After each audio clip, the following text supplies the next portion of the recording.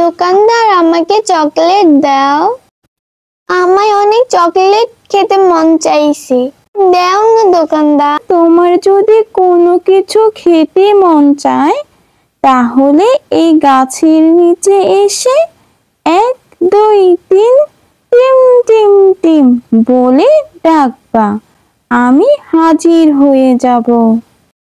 দেশে দিয়ে দিল।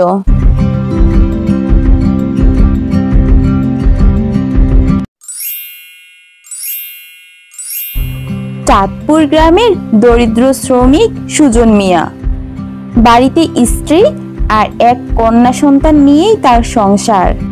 দিন এনে দিন খায় সুজন মিয়া।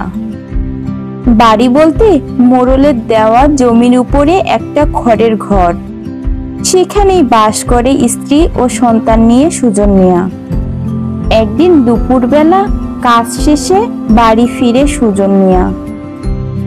সুজন মিয়া বাড়িতে এসে দেখে দরজা খোলা। চারদিকে তাকিয়ে বলে, নুপুরের আম্মা কোথায় গেলি? সারাটা বাড়ি ফাঁকা রেখে কোথায় গেলি? বাড়ির দরজাটা ফাঁকা রেখে গেছো। এই তো আমি এখানে, কোথাও যাইনি। আপনার জমিদার মাইয়া সারাটা দিন কিচ্ছু খায়নি, তাই ঘরের পেছনে একটু কচু শাক তুলতে গেছি। যেখানে যাও দরজাটা তো একটু লাগাই দিবা নাকি? দরজা খোলা রাখলেই কি আর না রাখলেই কি, আমাদের গরিবের সংসারে কি আর আছে এমন। আচ্ছা যাই হোক, আমাকে এখন খাবার দাও, আমার অনেক খিদা লাগছে। আচ্ছা আপনি হাত মুখ ধুয়ে আসেন, আমি আপনার জন্য খাবার আনতেছি।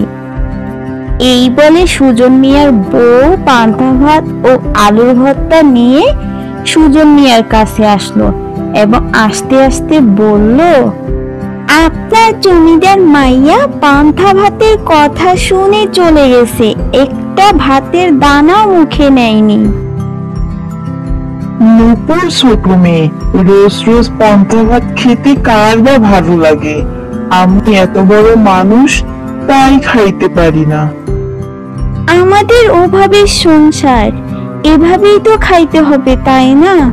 আজকে ধান খেতে মোড়ল মিয়া এসেছিল, তিনি বললেন আগামীকাল 150 টাকা দেবে। আমি ভাবতেছি এই টাকা দিয়ে মাছ আর 2টো আলু নিয়ে আসবো। আচ্ছা আনিয়েন, মেয়েটা এটা ওটা একদম খেতে চায় না। এভাবে সুজন মিয়া ও তার বউ অনেক কথা বলতে থাকে।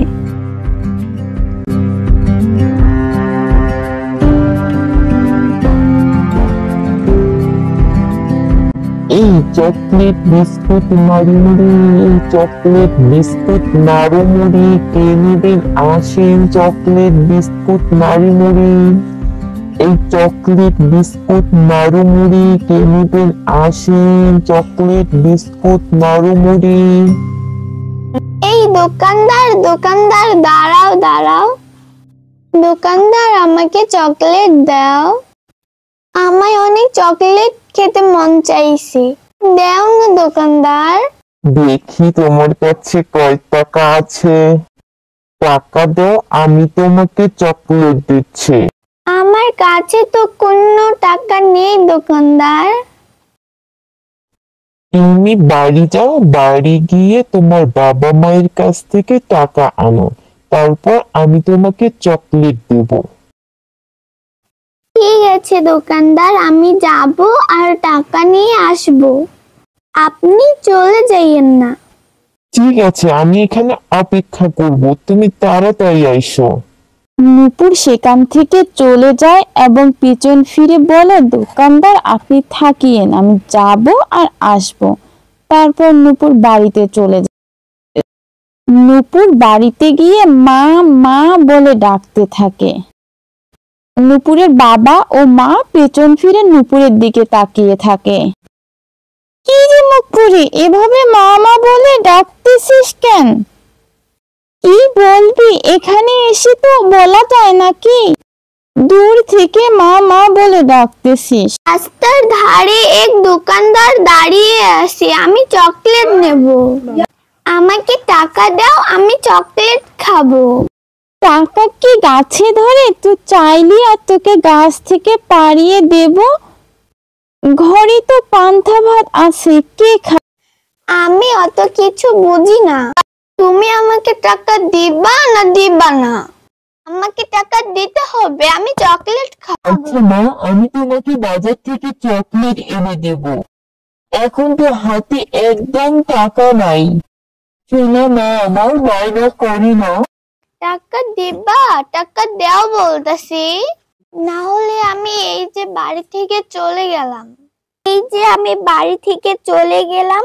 আর আসবো এই না। বলে নূপুর বাড়ি থেকে চলে যায়। তার মা ও বাবা বাড়িতে বসে আবার কথা বলে।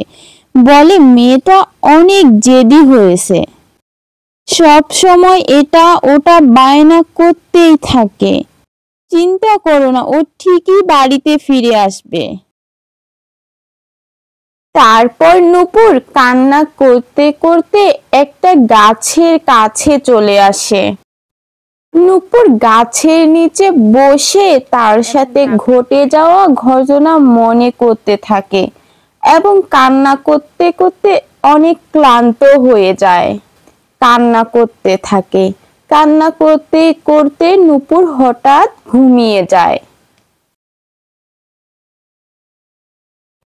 নূপুরের ঘুমের মধ্যেই একটা পরী গাছ থেকে বের হয়ে আসে। নূপুরের চারদিকে ঘুরতে থাকে। নূপুর স্বপ্নের মধ্যে জাগনা পায় এবং অনেক ভয় পেয়ে যায়। পরীটা তখন বলে, ভয় পেও না, আমি তোমার কোনো ক্ষতি করব না। তুমি এখানে বসে ঘুমিয়ে পড়ছো কেন? আমাকে নির্ভয়ে বলো। আমার নাম নূপুর, আমি সবুজ মিয়ার মেয়ে। আমাদের ওই পাড়ায় ছোট্ট একটা ঘর আছে মোরল মিয়ার জমিতে। আমার বাবা মোরল মিয়ার জমিতে কাজ করে। আজকে আমার খুব চকলেট খেতে মন চাইছে। আমি দোকানদারকে আটকে বাড়িতে গিয়ে টাকা চাইছি। আমার আব্বা আম্মা আমাকে টাকা দিতে পারেনি, তাই এখানে এসে কান্না করতে করতে ঘুমিয়ে গেছি। বুঝতে পেরেছি, তুমি কষ্ট পেও না, আমি তোমাকে চকলেট দেব। সেই চকলেট তুমি খেও। আর এর পরবর্তীতে তোমার যদি কোনো কিছু খেতে মন চায়, তাহলে এই গাছের নিচে এসে 1 2 3 টিম টিম টিম বলে ডাকবা, আমি হাজির হয়ে যাব। এই বলে পরী হাত বাড়িয়ে একটা চকলেট বক্স নিয়ে আসলো এবং সেটি নূপুরের উদ্দেশ্যে দিয়ে দিল।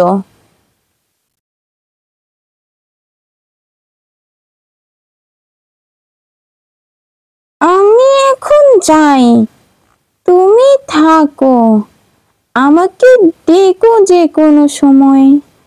আল্লাহ হাফেজ নূপুর। এই বলে পরী হাওয়ায় মিলিয়ে গেল। এদিকে নূপুরের ঘুম ভেঙে গেল। নূপুর উঠে দেখে চারদিকে কেউ নাই এবং একটি চকলেট বক্স পড়ে আছে। নূপুর সেই চকলেট বক্সটি হাতে নেয়, নিয়ে আস্তে আস্তে বাড়ির উদ্দেশ্যে রওনা হয় এবং নূপুর চকলেট পেয়ে অনেক খুশি হয়।